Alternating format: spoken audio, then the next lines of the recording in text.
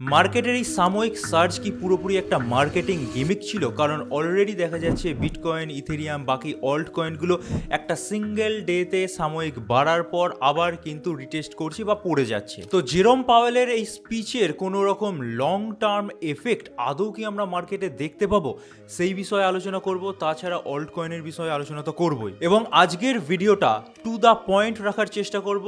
So hello crypto investors, আমি Jeet and welcome to our new channel Bong crypto 2.0। ভিডিওটা ভালো লাগলে অবশ্যই লাইক করে দিতে ভুলবেন না। চ্যানেলটা নতুন, তাই সাবস্ক্রাইব করে না থাকলে সাবস্ক্রাইব করে নিন, আর টেলিগ্রাম চ্যানেলে জয়েন হয়ে যেতে পারেন, যার লিঙ্ক আমাদের প্রতিটা ভিডিও ডেসক্রিপশন সেকশনে পেয়ে যাবেন।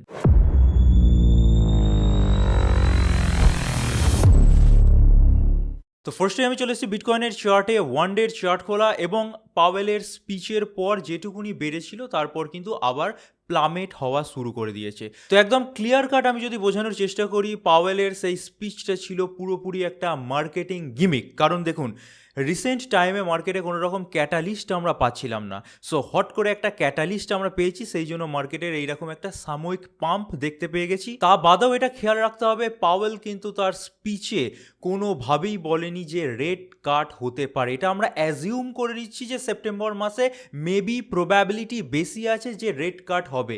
সেই প্রবাবিলিটির ওপর বেস করে এই মার্কেটে পাম্প হয়েছে। সো বুঝতেই পারছেন, সেই পাম্প কিন্তু বেশি দিন টিকবে না। এবার শুধুমাত্র বিটকয়েনের পার্সপেক্টিভ থেকে বললে, বিটকয়েনের এই যে সিনারিও তৈরি হয়েছে, একদম ক্লিয়ার কাট যদি বলি, বিটকয়েন কিন্তু আবার সেই আগের অর্থাৎ 1.12-1.13 রেঞ্জে চলে আসতে পারে এবং ফার্দার মোর কনসলিডেট করতে পারে। সো বিটকয়েনের পার্সপেক্টিভ থেকে বললে বিটকয়েনের তেমন কিছু কিন্তু ফায়দা হয়নি, এবং এটা বারবারই বলে আসছি, বিটকয়েনের যে মেজর গ্রোথটা ছিল তার ম্যাক্সিমামটা হয়ে গেছে। এরপর ফার্দার যেটুকুনি বাড়বে সেটা কিন্তু সময় সাপেক্ষে বাড়বে। এবার এর জন্য কি অল্ট কয়েনগুলো এফেক্টেড হতে পারে? তো এখন থেকে আমি বলে রাখছি, বিটকয়েনের সাথে অল্ট কয়েনগুলোর মধ্যে একটা দেখবেন ডিস্টেন্স ক্রিয়েট হয়েছে। বিটকয়েন যা বাড়ছে পড়ছে, তার পাশাপাশি বিভিন্ন অল্ট কয়েন দেখবেন টাইম টু টাইম পারফর্ম করে যাবে। সো বিটকয়েন বা ইথেরিয়াম এই জাতীয় কয়েনগুলোর যা হওয়ার ছিল ম্যাক্সিমামটাই হয়ে গেছে, অল্ট কয়েনগুলোর বাকি আছে। সো অল্ট কয়েনগুলো কিন্তু এরপর থেকে বিটকয়েনের প্রপোর্শনালে আর কাজ করবে না। এবার বিটকয়েন নিয়ে যখন বলছি, একটা ডাটা উঠে আসছে, সেটাও দেখিয়ে রাখা প্রয়োজন। দ্যাট ইজ বিটকয়েন ফিউচার্সের কম্পোজিট ডাটা। এবার এখানে বিটকয়েনের প্রাইসের সাথে একটা 24 আওয়ার্সের সিম্পল মুভিং অ্যাভারেজের কম্পারিজন এখানে করা হয়েছে, এবং এটা ক্রিপ্টো কোয়ান্টের ডাটা। আশা করি আপনারা ক্লিয়ারলি দেখতে পাচ্ছেন। তো এখানে আপনারা দেখুন 24 SMA অর্থাৎ সিম্পল মুভিং অ্যাভারেজের লাইন যখনই ডাউনওয়ার্ডস গেছে, তখনই বিটকয়েনের প্রাইসের মধ্যে আমরা একটা কোল্যাপস বা প্লামেট দেখতে পেয়েছি। আবার ফার্দার মোর সার্জ হয়েছে যখন সময় সাপেক্ষে বিটকয়েনের প্রাইসের মধ্যেও মুভমেন্ট এসছে। তো একদম রিসেন্ট যদি ডাটা তুলে ধরি, তাহলে কিন্তু বেশ খানিকটা প্লামেট হয়েছিল 24 SMA-তে। তারপর কিন্তু আবার খানিকটা বাউন্স ব্যাক হয়েছে এবং গ্রিন জোনে প্রবেশ করেছে। সেই তুলনায় বিটকয়েনের আপেক্ষিক প্রাইস এখনও অনেকটা তলায় পড়ে আছে। সো এই ডাটার সাপেক্ষে বলে বিটকয়েনের এখন গ্রোথ বাকি আছে, বাট সেটাও মাথায় রাখতে হবে যে তার জন্য কিন্তু বিটকয়েনের হাতে টাইম আছে এবং সেটা কিন্তু আস্তে আস্তে বাড়বে। ঠিক আছে, এই হয়ে গেল বিটকয়েনের ওভারঅল ব্যাপার। এবার আমি ইথেরিয়ামের দিকে চলে আসছি। ইথেরিয়ামের উইকলি চার্ট খোলা, এবং বুঝতেই পারছেন ইথেরিয়াম কিন্তু একটা নতুন অল টাইম হাই দিয়ে দিয়েছে। এবার আমরা ডেলি চার্টে যদি শিফট হয়ে যাই, তাহলে আবারও একবার বলে দিচ্ছি, এবং গত ভিডিওতে বারবারই রিপিট করে আসছি, যে অল টাইম হাইয়ের কাছাকাছি চলে যাওয়া বা অল টাইম হাইকে সাময়িক সময়ের জন্য ব্রেক করে দেওয়ার মানে কিন্তু এটা নয় যে সেখান থেকে একদম বাউন্স ব্যাক করে বেরিয়ে গেল। তো অবশ্যই একটা নতুন অল টাইম হাই দিয়েছে ইথেরিয়াম, বাট এখানে যে প্রবাবিলিটিটা তৈরি হয়েছে, আবার কিন্তু ইথেরিয়ামের প্রাইস ধীরে সুস্থে হলেও $4,500-4,400 গন্ডির কাছাকাছি চলে আসতে পারে। কারণ অল টাইম হাই কোনো কয়েনই এক দুবারের চেষ্টায় ব্রেক করতে পারে না। সো এখানেও একবার চেষ্টা করেছে, দ্বিতীয়বার চেষ্টাতে সফল হয়েছে, বাট এখানে কিন্তু এখনও কনসলিডেশনের পালা চলবে। এবার কেন বলছি, তার জন্য কিছু আর্টিকেল উঠে আসছে, কিছু ডাটা উঠে আসছে। তো একে একে ডাটাগুলো দেখিয়ে রাখি। Ethereum price sure signals correction, ঠিক আছে। এবার সেই কারেকশানের জন্য যে ডাটাটা উঠে আসছে, একটু যদি আপনারা মান্থলি চার্টের রিটার্নের ব্যাপারটা দেখেন, তাহলে দেখবেন এখানে মান্থলি রিটার্ন ইথেরিয়াম সিলেক্ট করা। অগাস্ট মাসে কিন্তু হরে গড়ে ইথেরিয়াম ভালো একটা রিটার্ন প্রায় প্রতি বছরই দিয়ে এসছে প্রিভিয়াস হিস্ট্রিতে। But at the mean time যদি সেপ্টেম্বরের ডাটা দেখেন, তাহলে কিন্তু 14, 12, 17% বা 21%-এর কাছাকাছি অ্যাভারেজ কারেকশন কিন্তু ইথেরিয়াম নিয়েছে। সো প্রিভিয়াস হিস্টোরিক্যাল ডাটাকে কোনোভাবেই ফেলে দেওয়া যায় না। এবার যদি পাম্পও হয়, তাহলে কিন্তু দেখতে পাচ্ছেন যে 3%, 1%, 5% এরকম সাময়িক পাম্প হয়েছে। অর্থাৎ সেপ্টেম্বর মাসটা যদি ইথেরিয়ামের জন্য খুব খারাপও যায়, অ্যাভারেজ 14-15% 20% কাছাকাছি কিন্তু প্লামেট হতে পারে, আর যদি খুব ভালোও যায়, এক্সেপশনাল কিছু আচরণ করলো, তাহলেও কিন্তু ম্যাক্সিমাম ওভারঅল মান্থলি রিটার্নের বিচারে 5-6% অ্যাভারেজ গ্রোথ দিতে পারে। সো বুঝতেই পারছেন অগাস্ট মাসটা ইথেরিয়ামের জন্য ভালো গেছে, তার মানে এটা নয় সেপ্টেম্বর মাসটাও ভালো যাবে। সো সেপ্টেম্বর মাসে মেবি ইথেরিয়ামকে ম্যাক্সিমাম টাইম আমরা কনসোলিডেট করতেই দেখতে পাবো। আরও একটা আর্টিকেল উঠে আসছে, Ethereum all time high break করেছে প্রায় 1381 দিন পর, খুবই ভালো ব্যাপার। বাট এখানে যে ডাটাটা উঠে আসছে, দ্যাট ইজ ইনস্টিটিউশনসরা যে শর্ট পজিশনগুলো ওপেন করেছে সেগুলো কিন্তু এখনও ক্লোজ হয়নি, অর্থাৎ এই মার্কেটের যে সাময়িক পাম্প ইথেরিয়ামের মধ্যে সবচেয়ে বেশি এসছে, নিউজটার এফেক্ট ইথেরিয়ামে সবচেয়ে বেশি পড়েছে। বাট যদি শর্ট পজিশনগুলোর দিকে তাকান তাহলে দেখতে পাবেন despite the bullish rally institutional short positions remain at extreme level, অর্থাৎ এই হিউজ শর্ট পজিশনগুলো কিন্তু এখনও ইথেরিয়ামের প্রাইসকে এফেক্ট করতেই পারে। এবং বিটকয়েনের মতো ইথেরিয়ামও প্রায় অল টাইম হাই ব্রেক করে দিয়েছে। তো এখানে ইথেরিয়ামেরও যে ফার্দার মুভমেন্ট সেটাও কিন্তু স্লাগিশ হয়ে যাবে, সময়ের সাথে সাথে বাড়বে, এবং 8,000 10,000 যে ডলারটাই যাক না কেন সেটা মেবি গিয়ে দেখতে পাবো নভেম্বর কি ডিসেম্বর মাস করে দিচ্ছে। তার আগে কিন্তু ইথেরিয়ামের হাতে 1 থেকে 1.5 মাস কনসলিডেশনের জন্য থেকে যায়। সো ইথেরিয়ামেরও কিন্তু এরকম একটা পালা চলতে পারে। বাট সমস্ত জিনিসটাই কিন্তু নেগেটিভ নেই, পজিটিভ কিছু জিনিসও উঠে আসছে।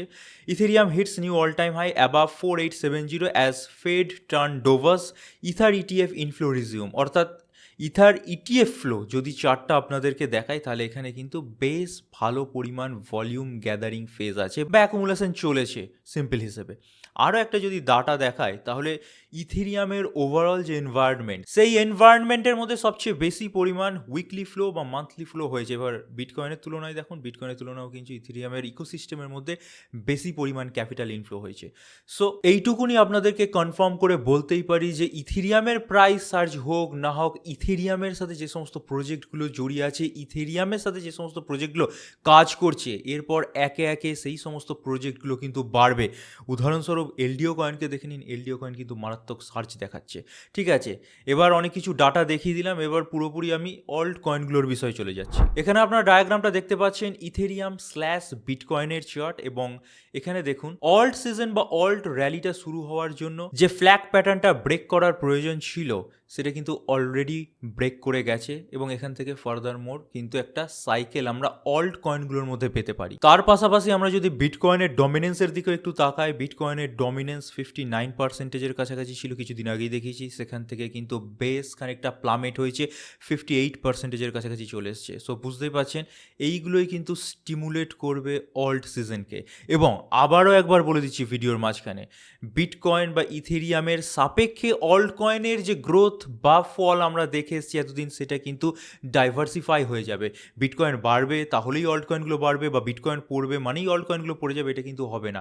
বিটকয়েন বাড়ুক পড়ুক, ইথেরিয়াম বাড়ুক বা পড়ুক, অল্ট কয়েনগুলো বিভিন্ন টাইমে কিন্তু পারফর্ম করে যাবে, এবং তার সূত্রপাত বুঝতেই পারছেন হয়ে গেছে। লিঙ্ক কয়েনের চার্ট দেখবেন, বাড়ার জন্য প্রস্তুত।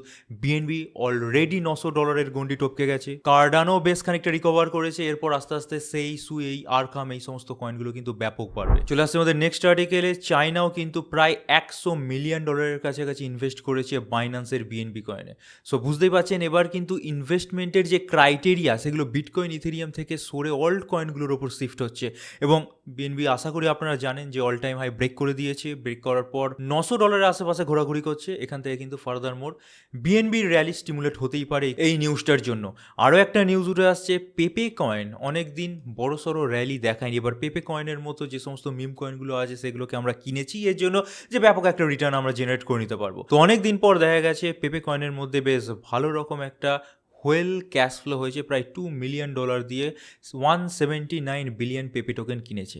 ঠিক আছে, এবার এটা কিন্তু আরকাম ইন্টেলিজেন্সের ডাটাতেও ধরা পড়েছে, এখানে দেখতে পাচ্ছেন ক্লিয়ারলি পেপে কয়েনের কিন্তু ইনফ্লো হয়েছে। এবার পেপে কয়েনের যদি আমরা চার্টে চলে যাই, 1 ডে চার্ট খোলা আছে, চার্ট দেখে নেকেট চার্ট বেসিক্যালি এটা যা বোঝা যাচ্ছে ইমিডিয়েটলি কিন্তু পেপে কয়েনে পাম্প হবে না। ঠিক আছে, সো মোটামুটি আপনারা যদি পেপে কয়েনকে টার্গেট করেন তাহলে ইজিলি 0.5094 বা 0.401 এই প্রাইসের কাছাকাছি পেপে কয়েনকে ইজিলি পেয়ে যেতে পারেন।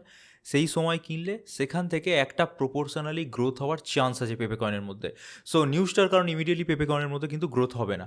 আরও একটা নিউজ উঠে আসছে, দ্যাট ইজ ফার্স্টেই বলেছিলাম যে 75% চান্স আছে, এবং সেটাও কিন্তু আমরা কল্পনা করে নিচ্ছি রেট কাট হবে, এটা কিন্তু কোনো রকম নির্ধারিত নয়। যাই হোক, অনেকে যেহেতু আলোচনা করছে, বড় বড় ইনস্টিটিউশনসগুলো বলছে মেবি পাওয়েল সেপ্টেম্বর মাসের 17 তারিখ করে যে মিটিংটা হবে সেখানে সামান্য হলেও রেট কাট করতে পারে। এবার ক্লিয়ারলি একটা আমার ধারণা শুনে নিন, অগাস্ট মাসটা যেমন গেছে গেছে, তবে আমি বলবো যে অন্যান্য বছরগুলোর তুলনায় অনেক ভালোই গেছে, কারণ অগাস্ট সেপ্টেম্বর মাসটা অনেকটা পড়ে থাকে মার্কেট, তাও এবছর অনেক কয়েন ভালো পারফর্ম করেছে। যাই হোক, সেপ্টেম্বর মাসটার প্রথম 2 উইক বা প্রথম 3টে উইক মেবি অল্ট কয়েন বা এই বিটকয়েন ইথেরিয়ামগুলো কিন্তু খুব একটা ভালো র্যালি নাও দেখাতে পারে।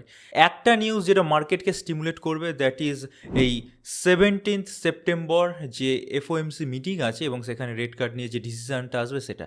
আমি মনে করছি এই 17th সেপ্টেম্বরের পর থেকে মার্কেট ডাইনামিক্স পুরোপুরি কিন্তু শিফট হয়ে যাবে অল্ট কয়েনগুলোর ওপর। এবার আপনারা কিন্তু ব্যাচবার জন্য এবার থেকে প্রস্তুত থাকুন, কারণ একবার যদি রেট কাট প্রকৃত অর্থে হয় তাহলে কিন্তু সেই মেন টাইমে অনেক অল্ট কয়েন কিন্তু পারফর্ম করবে। আমরা অ্যাজিউম করে নিচ্ছি তাতেই ইথেরিয়াম সমেত অন্যান্য অল্ট কয়েনগুলো এতটা পারফর্ম করেছে।